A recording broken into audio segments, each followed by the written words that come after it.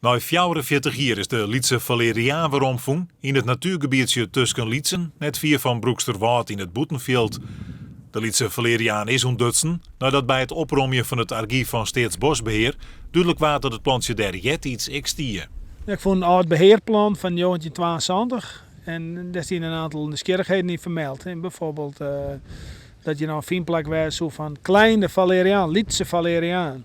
Nou, dat is wel een heel zeldzaam plantje, dus ja, we dachten laten we eens even speuren of we dat nog weer omvinden kunnen. Al het spitwerk in het archief had nog meer opsmieten.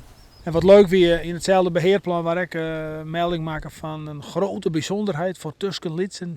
Daar is zo'n een spaantje visotters rondspártelje. Nou, we hebben cameravallen ophangen en ook die visotter is hier inmiddels weer signaleerd. En dus ja, dat zijn wel leuke dingen. Dus het verliezen komt weer te leven hier. Ja, een stukje oude tieren herleven.